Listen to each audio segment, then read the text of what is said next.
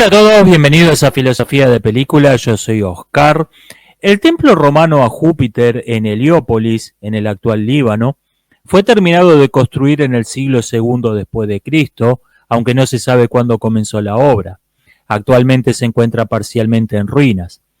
Lo más asombroso de ese templo es el llamado trilitón, un conjunto de 3 piedras enormes, cada una de ellas hecha de una sola pieza, que le sirve de fundamento a todo el edificio. La menos loca de entre todas las teorías locas acerca del templo de Heliópolis es que los romanos no construyeron el trilitón, sino que este es obra de una cultura megalítica previa.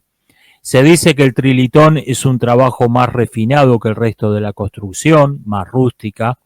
Se argumenta que los romanos no tenían la tecnología para mover esas piedras y se vincula el trilitón con un conjunto de megalitos encontrados en una cantera cercana, uno de los cuales pesa casi el doble que los 3 del templo.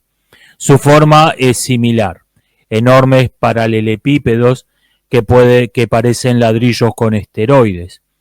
Los nombres de los megalitos de la cantera, que se traducen al castellano como roca de la mujer embarazada, etc., son nombres modernos dados por los lugareños, no son nombres de época. Veamos esto. Los megalitos de la cantera son megalitos en el sentido literal del término, es decir, piedras enormes. Pero en historia, el término megalito se refiere específicamente a las construcciones dejadas por una cultura extendida en una región sorprendentemente amplia, que floreció hacia el final del Neolítico en las Islas Británicas, Europa, norte de África y quizás Asia, de la que no sabemos gran cosa y ni siquiera sabemos si esos tipos eran propiamente una cultura o si lo único que tenían todos en común era que les dio por ponerse a tallar piedras enormes más o menos al mismo tiempo. ¿Son los megalitos las ruinas de un imperio del tamaño del de Gengis Khan o son los restos de una moda viral? No lo sabemos y este sí que es un misterio de verdad. El problema principal con la idea de que el trilitón es prerromano es que no existe ningún documento que lo mencione antes de la construcción del complejo de Heliópolis, y la única razón para postular eso es que no se sabe cómo lo hicieron los romanos. Pero decir que ya lo había hecho antes algún otro y los romanos solo construyeron arriba no resuelve la cuestión de fondo. Ok, ¿y cómo lo hicieron los tipos que sí lo construyeron? Esta clase de pseudo explicaciones del estilo la tierra no se cae porque está apoyada sobre una tortuga, que no eliminan la cuestión de fondo, solo la patean un paso más lejos, es algo típico de las teorías locas.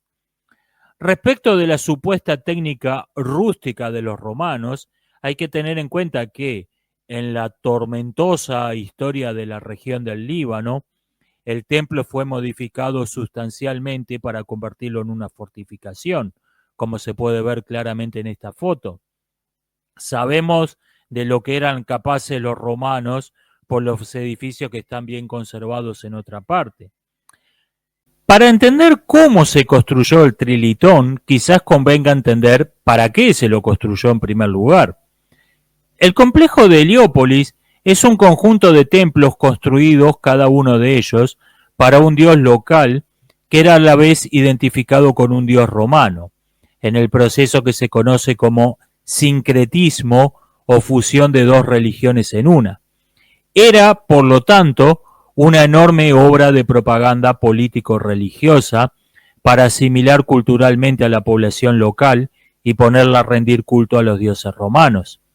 Julio César dice en su Guerra de las Galias que los romanos y sus aliados fueron atacados por unos germanos que pensaban usar el Rin en la época del deshielo como una fortaleza natural, pero que los ingenieros romanos construyeron un puente de madera que le permitió a sus legiones cruzar el Rin durante el deshielo. Los germanos quedaron tan impresionados con esa hazaña técnica que negociaron su rendición sin pelear. Si tenemos en cuenta el propósito del templo, que mover esas piedras fuera extremadamente difícil puede haber sido algo que los romanos buscaron intencionalmente. Lo que estamos viendo en Heliópolis es a un imperio pavoneándose de sus logros técnicos para mostrarles a sus vasallos y potenciales enemigos de lo que eran capaces. We choose to go to the moon in this decade and do the other things, not because they are easy, but because they are hard. Because that goal will serve to organize and measure the best of our energies and skills. Because that challenge is one that we're willing to accept, one we are unwilling to postpone, and one we intend to win, and the others too. Por otra parte, los templos greco-romanos solían tener especificaciones para su construcción que estaban inspiradas por oráculos o sueños y que no tenían ninguna finalidad práctica. De hecho, un templo se puede definir como un edificio que no tiene ninguna razón práctica para existir.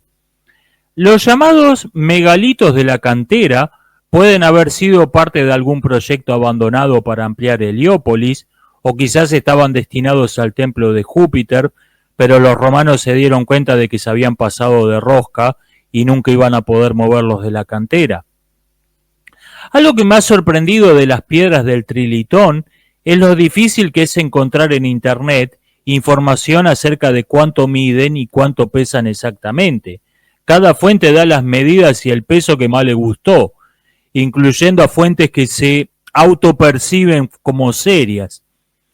Lo mejor que encontré es un blog de un turista quien dice que midió la piedra más grande usando una cinta métrica.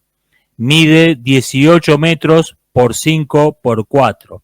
Claramente estos son todos números redondos en el sistema métrico moderno, así que hay que tomarlo con pinzas, pero es lo mejor que encontré. Si calculamos que un metro cúbico de granito pesa 2.750 kilogramos, podemos estimar el peso de esa piedra en 1.000 toneladas métricas, en números redondos. Elevar una piedra de 1.000 toneladas métricas a 10 metros de altura requiere una fuerza de 10 millones de newtons.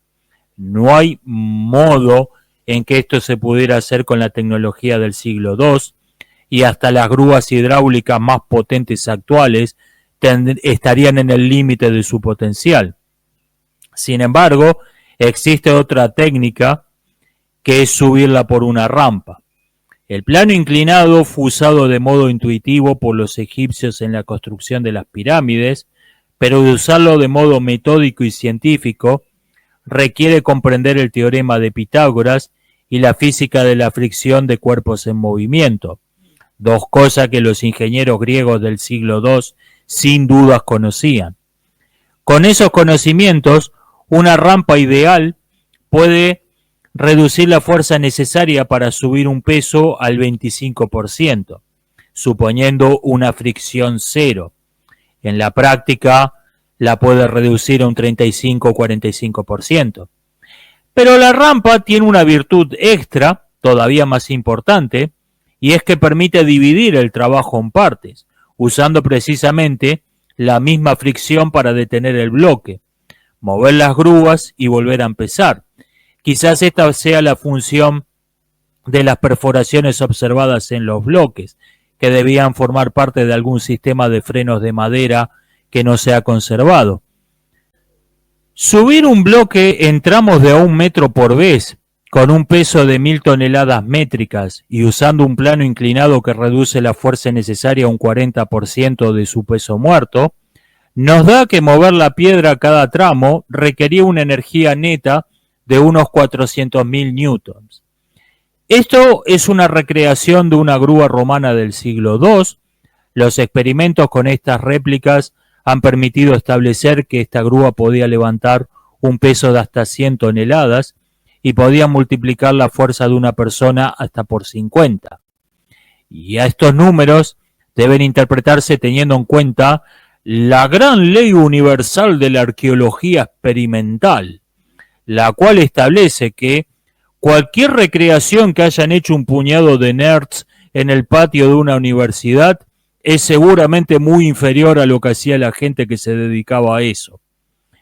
Una mula promedio, que tiene una fuerza de tracción de unos 350 kilogramos, puesta a tirar de la polea de una de estas grúas, por lo tanto, podía levantar un peso muerto de 17.500 kilogramos o arrastrar uno de 43.750 a través de un plano inclinado, de donde podemos calcular que solo se necesitaban unas 5 grúas de estas, las cuales cabían perfectamente de modo perpendicular a la piedra de 18 metros, y la fuerza necesaria para tirar de las poleas podía ser provista por 25 mulas, 5 por cada grúa, las cuales cabían perfectamente en el mismo ancho, porque conviene recordar que el enganche en fila es un invento medieval o quizás hasta moderno. Los antiguos no lo conocían. Por lo tanto, mover las piedras del templo de Júpiter no fue una cuestión de fuerza bruta, sino de usar la cabeza y llevar la tecnología y los conocimientos científicos de la época al límite de su potencial, y muy probablemente esto era lo que buscaban los gobernadores romanos que ordenaron la obra. Esto es todo lo que tengo para decir sobre el tema, espero que les haya resultado interesante. Nos estamos viendo, hasta la próxima.